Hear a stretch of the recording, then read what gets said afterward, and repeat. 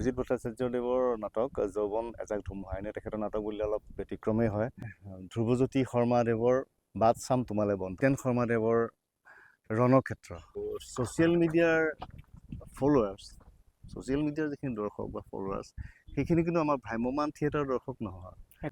আজিৰ কোনোবা এজন অভিনেতা বা অভিনেত্ৰীৰ বহুত ফলোৱাৰ্ছ আছে, এইটো নহয় যে তেওঁ দৰ্শকৰ ভ্ৰাম্যমান থিয়েটাৰ তেওঁৰ কাৰণে বহুত ধাহিমুহি মানুহ আহিব, সেইটো নহয় কেতিয়াও। থিয়েটাৰত জড়িত হোৱা বহুত বছৰ হ'ল, 22 বছৰমান হ'ল। তথাপি 2005-06 চনত হেঙুল থিয়েটাৰত আছিলোঁ। প্ৰথম নাটকখনৰ বিষয়ে জানিব বিচাৰিছোঁ যদি মনত আছে। এখন কৰিছিলোঁ আত্মলিপি, মৃদুল চুতীয়াদেৱৰ নাটক আছিলে আত্মলিপি। নীলা নীলা আখৰে এইটো আছিলে। তাৰপিছত মাতিছা যদি যাবই লাগিব। জুবিন দাই গাই থৈ যোৱা একোটা গান, তেখেতৰ যিকেইটা গানত মই অভিনয় কৰিলোঁ, মোৰ জীৱনৰ কাৰণে এটা মানে একোটা মাইলষ্টন। ট্ৰলি ইউজ কৰা হৈছে, ট্ৰলিত দূৰলৈকে আমি যাওঁ, ঠিক আছে। এই বস্তু আচলতে একো চাৰ্কাছত নপৰে। সকলোকে স্বাগতম জনাইছোঁ মৰাণ এটা ভিডিঅ'লৈ। কি খবৰ আপোনালোকৰ? আশা কৰিছোঁ সকলো ভালে আছে, ময়ো ভাল আছোঁ। এতিয়া মোৰ লগত আছে অসমৰ জনপ্ৰিয় লগতে সুদৰ্শন অভিনেতা, আৰু সেইজন হ'ল আমাৰ ৰাগ দা। প্ৰথমে স্বাগতম জনাইছোঁ মই এইটো চেনেললৈ। মই নমস্কাৰ জনাইছোঁ সকলোলৈকে, তোমালৈ ধন্যবাদ জনাইছোঁ, সমূহ দৰ্শকলৈ শুভকামনা জনাইছোঁ, নমস্কাৰ জনাইছোঁ। বৰ্তমান উপস্থিত আছোঁ আমাৰ ৰাজতিলক থিয়েটাৰৰ কেম্পত। ইয়াত আমাৰ আখৰা গৃহত আখৰা আৰম্ভ হ'ব। আজি আমাৰ শুভ নাট্য আৰম্ভ। আৰু ৰাগ দা, এতিয়া সুধিব বিচাৰিছোঁ, গোটেইখন নাটকৰ এটা যোনখন নাটক প্ৰথমখন পাইছোঁ যৌৱন এজাক ধুমুহা, একদম বেলেগ এটা নামটোতে মানে এটা শিহৰণ থকা নাম এটা অলপ জানিব বিচাৰিছোঁ। অভিজিত ভট্টাচাৰ্যদেৱৰ নাটক যৌৱন এজাক ধুমুহা এনে তেখেতৰ নাটক বুলিলে অলপ ব্যতিক্ৰমেই হয়। এখন খুব ব্যতিক্ৰমী নাটক হ'ব, আমি সকলো আশাবাদী। তেখেতৰ নাটকত বৰ ধুনীয়া ধুনীয়া কেইটামান চৰিত্ৰ আগতে কৰি আহিছোঁ। ৰাষ্ট্ৰীয় থিয়েটাৰত কৰিছিলোঁ মই মানৱ ড্ৰাইভাৰৰ প্ৰেম, এখন অভিজিত দাৰ নাটক আছিলে। কৰিছিলোঁ ৰাজপথৰ ৰাজকুমাৰী, খুব সুন্দৰ দুখন নাটক এই ৰাজতিলক থিয়েটাৰতে কৰিলোঁ। আৰু তৃতীয় বছৰ সেয়া এইবাৰ কৰিম যৌৱন এজাক ধুমুহা, খুব সুন্দৰ এখন নাটক হ'ব আৰু দৰ্শকে আঁকোৱালি ল'বলগীয়া নাটক। আৰু তাৰ এটি গান, খুব সুন্দৰ এটা গান আমি ৰেডি কৰিছোঁ, দৰ্শকলৈ খুব সোনকালে আগবঢ়াই দিম। গতিকে এখন খুব মনোগ্ৰাহী নাটক হিচাপে আগবাঢ়ি আহিব যৌৱন এজাক ধুমুহা, অভিজিত ভট্টাচাৰ্যদেৱৰ যৌৱন এজাক ধুমুহা। হয়, আৰু নেক্সট নাটক দুখনৰ বিষয়ে অলপ জানিব বিচাৰিছোঁ। আৰু এখন আছে ধ্ৰুৱজ্যোতি শৰ্মাদেৱৰ বাট চাম তোমালে বন্ধু। নামটো এটা খুব সুন্দৰ, কিবা এটা খুব কাব্যিক নাম, বাট চাম তোমালে বন্ধু। সঁচাকৈ খুব সুন্দৰ এখন নাটক লৈ তেখেত আহি আছে আমাৰ মাজলৈ, আৰু যিখন নাটক আমি খুব ধুনীয়াকৈ আপোনালোকৰ মানে দৰ্শকৰ মাজলৈ আগবঢ়াই দিবলৈ চেষ্টা কৰিম। গানকেইটা বৰ ধুনীয়া গান হ'ব। গতিকে মই ভাবোঁ যে বাট চাম তোমালে বন্ধু সঁচাকৈ আমাৰ দৰ্শকৰ মাজত এক আলোড়ন সৃষ্টিকাৰী নাটক হৈ পৰিব। জিতেন শৰ্মাদেৱৰ ৰণক্ষেত্ৰ নাটকখন বুলি ক'ম, এখন ব্যতিক্ৰমী নাটক হৈ পৰিব। ৰণক্ষেত্ৰ নামটোতে ইতিমধ্যে গম পাইছেই, আভাস এটা তাতে নামটোতে সোমাই আছে, ৰণক্ষেত্ৰ। এই ৰণক্ষেত্ৰ নাটকখনে মই আশা কৰোঁ বিশেষকৈ যুৱ প্ৰজন্মৰ মাজত খুব আলোড়ন সৃষ্টি কৰিব। গোটেই পৰিয়ালৰ সকলোৱে চাব পৰা তিনিখন নাটক, গতিকে তাৰে মাজত এখন ৰণক্ষেত্ৰ নাটকখনে ইতিমধ্যে সকলোৰে চৰ্চাৰ মাজত আছে। গতিকে মই আশা কৰোঁ জিতেন শৰ্মাদেৱৰ এই ৰণক্ষেত্ৰ নাটকখনে আমাৰ এই বৰ্ষটোৰ এক সুকীয়া মানে আসন দিব ৰাজতিলক থিয়েটাৰ। আৰু এটা সুধিব বিচাৰিছোঁ, এতিয়া আপোনাৰ থিয়েটাৰত কিমান বছৰ হ'ল দাদা? আমি যেতিয়াৰ পৰা চাইছোঁ ৰাগ দাৰ অভিনয় চাই আছোঁ, এনেই জানিব বিচাৰিছোঁ, বহুতে জানিব বিচাৰিছোঁ। থিয়েটাৰত জড়িত হোৱা বহুত বছৰ হ'ল, 22 বছৰমান হ'ল। একচুৱেলি কণ্টিনিউ নাথাকোঁ মই থিয়েটাৰত, মাজে মাজে গেপ দিওঁ। তথাপি 2005-06 চনত হেঙুল থিয়েটাৰত আছিলোঁ। প্ৰথম নাটকখনৰ বিষয়ে জানিব বিচাৰিছোঁ ৰাগ দা যদি মনত আছে।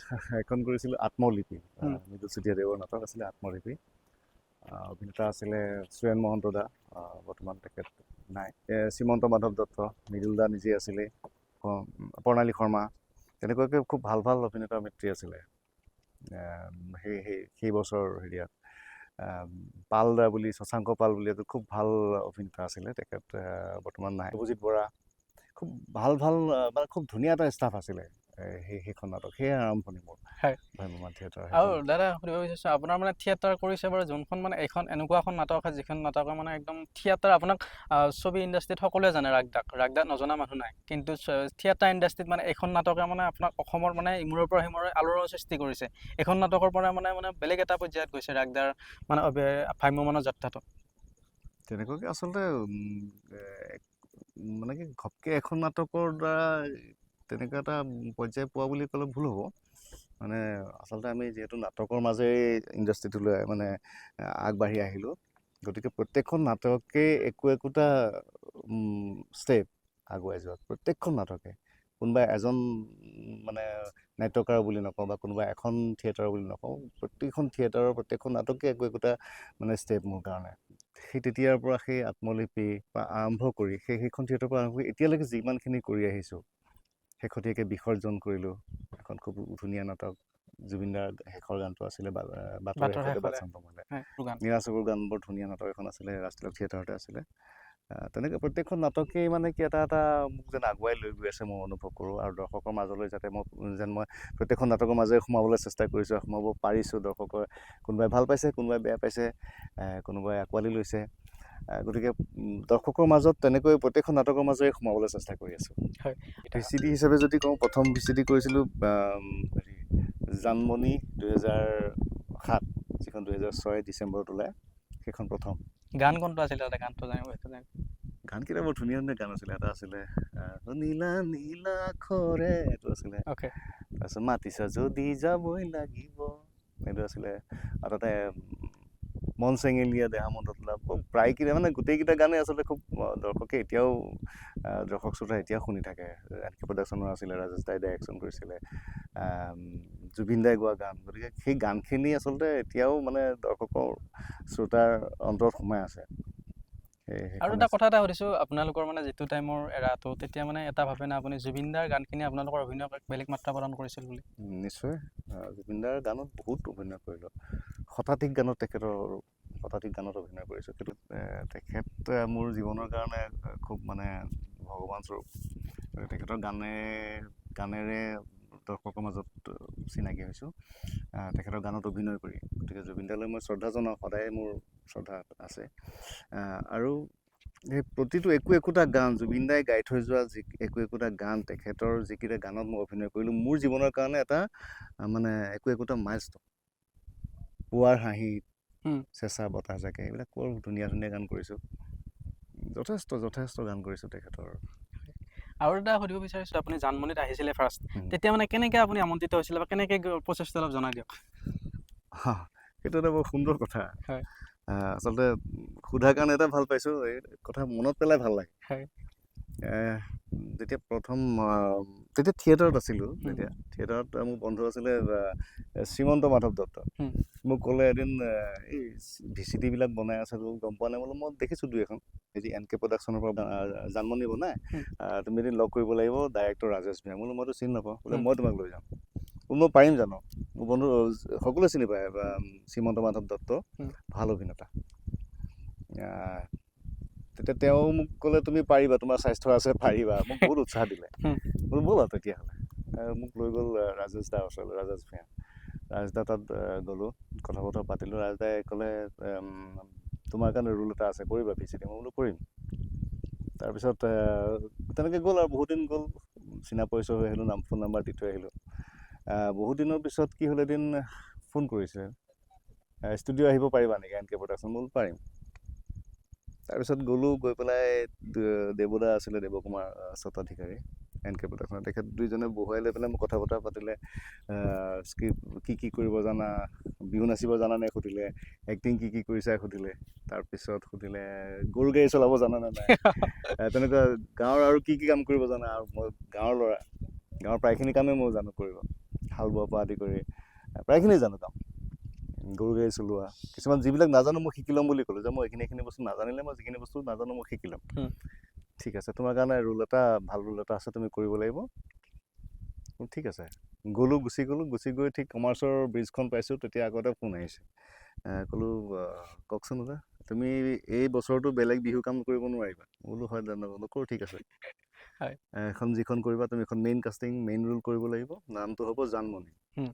আৰু সেই জানমণি বুলি ক'লে অসমৰ দৰ্শকৰ কাৰণে বা আমাৰ সকলোৰে কাৰণে, যিখিনি অভিনয় প্ৰেমী সকলোৰে কাৰণে জানমণি বুলি ক'লে খুব মানে এটা খুব বেলেগ ধৰণৰ আৱেগ আছিলে সেইটো সময়ত, এতিয়াও আছে।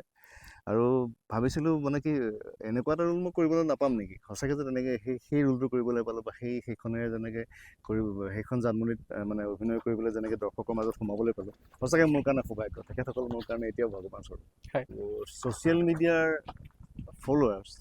ছ'চিয়েল মিডিয়াৰ যিখিনি দৰ্শক বা ফলোৱাৰ্ছ, সেইখিনি কিন্তু আমাৰ ভ্ৰাম্যমান থিয়েটাৰৰ দৰ্শক নহয়। সেইটো নিমিলে মানে গোটেইখিনি নহয় হুম। এইটো বুলি ক'ব যোৱা নাই হুম। নিমিলে তেওঁলোকৰ এটা বেলেগ ভ্ৰাম্যমাণ থিয়েটাৰ দৰ্শকো এটা বেলেগ হুম। পৰ্যায়ৰ দৰ্শক বা চিনেমা দৰ্শকো বেলেগ কিন্তু গোটেইখিনি কিন্তু একেই নহয় আজি কোনোবা এজন অভিনেতা বা অভিনেত্ৰীৰ বহুত ফলোৱাৰ্ছ আছে এইটো হুম। নহয় যে তেওঁ দৰ্শকৰ ভ্ৰাম্যমাণ থিয়েটাৰ তেওঁৰ কাৰণে বহুত হাঁহিমুহি মানুহ আহিব সেইটো নহয় কেতিয়াও হুম। মোৰ দৃষ্টিত হয়। বা সেইটো সকলোৱে সেইটো অনুভৱ কৰিব লৈছে গতিকে সেই ছ'চিয়েল মিডিয়াৰ কাৰণেও সেই দৰ্শকখিনি লাগিব ভ্ৰাম্যমাণ থিয়েটাৰৰ দৰ্শকখিনিও আমি ভাল পাব লাগিব আমাক ভাল পাব লাগিব আৰু চিনেমা চাবলৈ অহা দৰ্শকখিনি বা চিৰিয়েল চোৱা দৰ্শকখিনিও বেলেগ বেলেগ কিন্তু প্ৰায়খিনি দৰ্শক গতিকে সেই দৰ্শকখিনিকো আমি ভাল পাব লাগিব তেখেতেও আমাক ভাল পাব লাগিব তেতিয়াহে আমি পৰস্পৰে এটা খুব ভাল চিনেমা হওক নাটক হওক বা চিৰিয়েল হওক বা তেনেকুৱা কিবা এটা মানে কি আমি দৰ্শকলৈ আগবঢ়াই দিব পাৰিম হয় আৰু ৰাগদা এতিয়া সুধিব বিচাৰিছোঁ মানে যদি ৰাগনিতম আজি অভিনেতা নহ'ল হয় কি হ'ল হয় মই খেতিয়ক হ'লো খেতি কৰিলোঁ ঘৰত বহুত মাটি পৰি আছে অজস্ৰ মাটি পৰি আছে খেতি কৰিলোহেঁতেন আপোনাৰ ঘৰ ক'ত আছিলে দাদা মোৰ আচল ঘৰ নগাঁৱৰ ঘাঁহি আপোনাৰ বেকগ্ৰাউণ্ডটো কেনেকুৱা আছিল হয়, ফেমিলি বেকগ্ৰাউণ্ডটো অলপ জানিব আমাৰ মা দেউতা আছিলে মা দেউতা দুয়ো চাকৰি কৰিছিলে দুয়ো ঢুকালে এতিয়া হুম। তাৰপিছত বা তিনিজনী দুজনী বিয়া হ'ল এজনী আছিল থাকিল আৰু মই ৱাইফে বৰ্তমান গুৱাহাটী হাইকোৰ্টত কৰি আছে এডভকেট আৰু মোৰ 5 বছৰীয়া সন্তান ল'ৰা সন্তান এটা এয়া আমাৰ ফেমিলি হয় থিয়েটাৰ চাৰ্কাছ হ'বলৈ লৈছে এই বস্তুটো আপুনি মানেনে কিছুমানে থিয়েটাৰ বুলি ক'লে চাৰ্কাছহে আজিকালি চাব যাওঁ খুব ধুনীয়া প্ৰশ্ন খুব ধুনীয়া উপযুক্ত সময় উপযুক্ত প্ৰশ্ন আচলতে কি হয় থিয়েটাৰ এখন পৰিৱৰ্তনৰ মাজেৰে গৈ আছে কিন্তু থিয়েটাৰৰ সময়খিনি আগতে কি আছিলে আজি মই যেতিয়া প্ৰথম আহিছিলোঁ তেতিয়া ফাইটিং ছিকুৱেঞ্চ এটা হওক বা গানৰ ছিকুৱেঞ্চ এটা মানে যেনে তেনে কৰি থৈছিলে গানবিলাক এতিয়া গান কৰিঅগ্ৰাফাৰে কৰা হ'ল গান আগতে ছিকুৱেঞ্চত বজাইছিলে এতিয়া ৰেকৰ্ডিং হ'ল ফলত কি হৈছে কি আৰু ভাল কৰিবলৈ চেষ্টা কৰি গৈ আছে যেতিয়া ভাল কৰিবলৈ চেষ্টা কৰি গৈ থাকোঁতে এটা সময়ত কি হয় এটা লিমিটেশ্যনৰ মাজত যেতিয়া আমি আৰু ভাল কৰিবলৈ যাওঁ তেতিয়া কি হয় তাত মানে কি কিছুমান পৰিৱৰ্তন আহিবলগীয়া হৈছে যেনেকৈ আজি একশ্যন চিন এটা ফাইট মাষ্টৰে আহি পেলাই একশ্যনখিনি কৰাই থৈ যায় সেইমতে কৰোৱা যায় তাত মিউজিক গাঁঠি দিলে ঠিক আছে তাত সেই একশ্যনখিনি আগতে ঠেলা গঠা কৰি থৈ দিয়া গৈছিল এতিয়া মানুহে চাই বেছি ভাল পায় আগতে যদি কেউজ হৈছিলে এটা চিন এতিয়া ক্লিনকৈ দেখা পায় সেইবিলাক এটা আৰু ছেকেণ্ডলি গানৰ ক্ষেত্ৰত কি হৈছে গান এটা খুব ধুনীয়া কৰিবলৈ যাওঁতে ইফালে ছেট মিলাবলগীয়া হয় নাট্যকাৰে ভালকৈ জানে ডাইৰেক্টৰে ভালকৈ বুজাব ছেট মিলাবলৈ যাওঁতে কেতিয়াবা গানটো আমি এপ্ৰণত কৰিব লগা হয় বা ৰেম্পত যাব লগা হয় আজিকালি ট্ৰলি খুব ইউজ কৰা হৈছে ট্ৰলি ইউজ কৰা হৈছে ট্ৰলিত দূৰলৈকে আমি যাওঁ ঠিক আছে এই বস্তু আচলতে একো চাৰ্কাছত নপৰে চাৰ্কাছ এটা বেলেগ বস্তু চাৰ্কাছক যে মানুহে আজি দৰ্শকে চাৰ্কাছ বুলি ক'লে এটা তাচিল্য কৰিব বিচাৰে বহুতে সেইটো হয় কিন্তু সকলোৱে নহয় কিন্তু সেইটো নহয় কিন্তু তাচিল্য কৰিব নাপায় কাৰণ চাৰ্কাছ কৰি বহুত শিল্পীয়ে চলি আছে কাৰণ তাচিল্য কৰিব নাই কিন্তু থিয়েটাৰ আৰু চাৰ্কাছৰ মাজত যদি ডিফাৰেঞ্চটোৰ কাৰণে তেওঁলোকে কিবা ক'ব খুজিছে তাত মই এইটোৱে কওঁ যে থিয়েটাৰ যদি তাত কাৰুকাৰ্য দেখুওৱা গৈছে আজি বেলেগ মঞ্চত আমি থিয়েটাৰৰ বাহিৰে বেলেগ এখন বলিউডৰ হওক কিবা এখন মঞ্চত তাত বহুত কিবা কিবি কাৰুকাৰ্য দেখায় আমি ইমানখিনি লাইভত দেখাব নোৱাৰোঁ আমি যিমানখিনি লিমিটেশ্যনৰ মাজেৰে পাৰিছোঁ কৰিছোঁ কিন্তু সেইটো চাৰ্কাছৰ লগত তুলনা কৰিলে নহয় এইটো খুব দুখৰ কথা কাৰণ সেই শিল্পীখিনিয়ে কষ্ট পাব মনত গতিকে সেইটো কেতিয়াও কৰিব নাই কিন্তু অতিৰঞ্জিত বুলি যদি কয় সেইটো ক'ব পাৰে যে অতিৰঞ্জিত হৈছে কিন্তু অতিৰঞ্জিত আচলতে এইটো কাৰণে কৰিবলগীয়া হৈছে যে দৰ্শকে কিটো বিচাৰে তাৰমানে কি হ'ল আজি ভ্ৰাম্যমাণ থিয়েটাৰ এখন উলিয়াই লৈ যায় প্ৰডিউচাৰে নিয়ে কিয় কমিটিয়ে বিচাৰে কি অলপ কিবা কি আছে গানকেইটা অলপ ৰহন লগোৱা আছেনে যে গান কোনে গাইছে বা স্ক্ৰিপ্টকাৰ কোন আছে সেইবিলাক চব চাই কিবা কাৰুকাৰ্য দেখাব আমি গম পাওঁ আমি দৰ্শকৰ মাজত সোমাই ফুৰোঁ কাৰণে আমি গম পাওঁ দৰ্শকে মানে কমিটিয়ে কি বিচাৰে কমিটিয়ে যেতিয়া প্ৰথম চিনাকি হৈ আহি পেলাই সোধেহি হেৰি কি আজি কিবা আছেনে হেৰি ট্ৰলি হ'বনে গানত কিয় সোধে কমিটিয়ে সুধিবলৈ বাধ্য হয় দৰ্শকে মস্ত বুলি কোনোবাই সোধে আজি কিবা আছে দেখাব নেকি ট্ৰলি দেখাব নেকি মানে আজিকালি ট্ৰলিত দূৰলৈ যায় গেলাৰীলৈকে যায় আৰু আচলতে মানে কি সেই গোটেই বস্তুটো তেনেকুৱা দৰ্শকে বিচাৰে কাৰণে কমিটিয়ে বিচাৰিব লগা হৈছে কমিটিয়ে বিচাৰাৰ কাৰণে আমাৰ প্ৰযোজকে দিব লগা হৈছে প্ৰযোজকে দিব লগা হোৱাৰ কাৰণে আমি শিল্পী কলা কৌশলীবিলাকে কি কৰোঁ মানে আমাৰ লিমিটেশ্যনৰ মাজত যিমানখিনি পাৰোঁ আমি মানে কৰিবলৈ চেষ্টা কৰিছোঁ কাৰুকাৰ্য কৰিবলৈ চেষ্টা কৰোঁ কিন্তু সেইটো যদি সেই চাৰ্কাছৰ লগত তুলনা কৰে মই আকৌ কৈছোঁ যে সেইটো বৰ বেয়া কথা হয় আৰু ৰাগদা বহুত বেছি ভাল লাগিলে আপুনি ইমান ব্যস্ততাৰ মাজতো সময়খিনি দিলে। হয়, তুমি যে আমাৰ ইয়ালৈ আহিছা তাৰ কাৰণে বহুত বহুত ধন্যবাদ। ৰাজতিলক থিয়েটাৰৰ প্ৰেক্ষাগৃহলৈ মাজে মাজে আহি থাকিবা, মোৰ ফালৰ পৰা অনুৰোধ জনাইছোঁ, আমন্ত্ৰণ জনাইছোঁ। হয় তোমালোক আহি থাকিলে আমি উৎসাহ পাওঁ। হয় দৰ্শককো কৈছোঁ, খুব ধুনীয়াকৈ কাম কৰি গৈ আছে আমাৰ সাংস্কৃতিক জগতখনৰ লগত বহুত বছৰৰ পৰা জড়িত হৈ আছে, আৰু আমাৰ মনৰ ভাৱবিলাক আপোনালোকৰ মাজলৈ লৈ যায়, আৰু আপোনালোকে আমাক আশীৰ্বাদ দিয়ে। মই আশা কৰিছোঁ আমাক যেনেকৈ আশীৰ্বাদ দিয়ে, আমাৰ যিটোকো এই চেনেলটো লৈ আগবাঢ়ি যোৱাত আশীৰ্বাদ কৰিব, যাতে তেওঁ আগবাঢ়ি গ'লেহে আমি আগবাঢ়িব পাৰোঁ। হয় গতিকে মই ভাবোঁ দৰ্শকে আঁকোৱালি ল'ব, আৰু কি হয়, উৎসাহ দিব দেই, উৎসাহ দিব। বেয়াকৈ ক'লে খুব দুখ লাগে, কাৰণ আমি এই কৰিয়ে খাই আছোঁ নহয়, জীৱন নিৰ্বাহ কৰি আছোঁ, ল'ৰা ছোৱালী স্কুলত পঢ়ুৱাইছোঁ। বেয়াকৈ ক'লে খুব দুখ লাগে। অকল মই বুলিয়ে নহয়, আমাৰ প্ৰায়বিলাক শিল্পী কলা কুশলীৰ ক্ষেত্ৰত কি হয়, দৰ্শকে যেতিয়া এনেই বেয়াকৈ কৈ দিয়ে কিছুমান কথা, খুব দুখ লাগে, বেয়া লাগে। গতিকে মই অনুৰোধ কৰিছোঁ, বেয়াকৈ কৈ নিজৰ ভিউজ বঢ়াবলৈ বা নিজৰ মানে নিজকে বেলেগক দেখুৱাবলৈ কোনো প্ৰয়োজন নাই, কাৰো প্ৰয়োজন নাই। কাৰণ আপুনিও নিজৰ নিজৰ জেগাত কৰি আছে, ময়ো নিজৰ নিজৰ জেগাত কৰি, প্ৰত্যেকে নিজৰ নিজৰ জেগাত কৰি আছে। মই আপোনাক বেয়াকৈ ক'বলৈ যোৱা নাই, আপুনি মোক বেয়াকৈ ক'ব প্ৰয়োজন নাই, মই ভাবোঁ। হয় আৰু এটা কথা মই অনুৰোধ কৰিছোঁ, যে আমি প্ৰত্যেকক যদি ভাল পাওঁ, তেতিয়াহে কিন্তু সমাজ এখন সুস্থিৰ হৈ চলি যাব। হয় গতিকে সেইটো মোৰ ফালৰ পৰা অনুৰোধ, আৰু অনুৰোধ কৰিছোঁ সকলোকে চেনেলটো আগবঢ়াই নিব। আমাৰ এইবাৰ 2026-27 নাট্যবৰ্ষৰ ৰাজতিলক থিয়েটাৰৰ আটাইকেইখন নাটক চাবলৈ সকলোকে মই এতিয়াই আমন্ত্ৰণ জনালোঁ। আহিব, আটাইকে লগ পাম। হয়, আৰু ৰাগদাক যেতিয়া লগ পাওঁ মানে বহুত সময় ধৰি ৰাখোঁ মানুহজনে, মানে ইমান ব্যস্ত থকাৰ তথাপিও মই ৰাগদাৰ লগত কওঁ, ৰাগদাৰ যেতিয়া লগ পাওঁ, ৰাগদাক মোটামুটি 30 মিনিট মই কথা পাতোৱে, যেতিয়া হওক, যিমান ব্যস্ত থাকিলেও। কিন্তু সেই বস্তুটো ভাল লাগে, ইমান ব্যস্ততাৰ মাজতো আপুনি টাইমখিনি দিয়ে যেতিয়া লগ পালোঁ, ডাউন টু হয় আৰ্থ। হয় হয়, কিয় নিদিম টাইম? তুমি নিজৰ সময় খৰচ কৰি আহিছা, আমি কিয় সময় নিদিম? সমস্যা থাকিলে সমস্যা দিবা, আহিবা, থিয়েটাৰ চাবলৈ আহিবা, আৰু লগতে ৰিহাৰ্চেলৰ মাজত আহি থাকিবা। হয় হ'ব দাদা। ঠিক আছে, অ'কে। আৰু এতিয়া মোৰ লগত আছে আমাৰ ৰাজতিলক থিয়েটাৰৰ প্ৰযোজক আমাৰ অনুপ দা আছে। অভিজিত ভট্টাচাৰ্যদেৱৰ যৌৱন এজাক ধুমুহা, সেই যৌৱন এজাক ধুমুহাৰ নাটখনৰ এটি গীত গোলাপী গাল অলৰেডি আমি বনাই থাকোঁতে চৰ্চিত হৈছে। অকলে আমাৰ জিতেন শৰ্মা ডাঙৰীয়া দেৱৰ, তেখেতৰ আছে ৰণক্ষেত্ৰ, আৰু ধ্ৰুৱজ্যোতি শৰ্মাদেৱৰ বাট চাম তোমালে বন্ধু, যিখন আমাৰ কমপ্লিটলি আমি জুবিন দাক শ্ৰদ্ধাঞ্জলি জনাই পেলাই সেই নাটখন আমি লিখিছোঁ। এইবাৰ আমাৰ এক্টৰ আছে ৰাগ ঐনিতম, বেহাবৰী আউটপোষ্টৰ এছ আই খ্যাত অভিনেতা মৃদুৎপল মহন্ত, নয়ন কৌশিক, মিতুল বালাজী, উত্তম দত্ত, আৰু অভিনেত্ৰী আমাৰ সকলোৰে পৰিচিত, অসমবাসী ৰাইজে জানে, নন্দিনী কাশ্যপ। এক্ট্ৰেছ আছে আমাৰ পল্লৱী মেধি।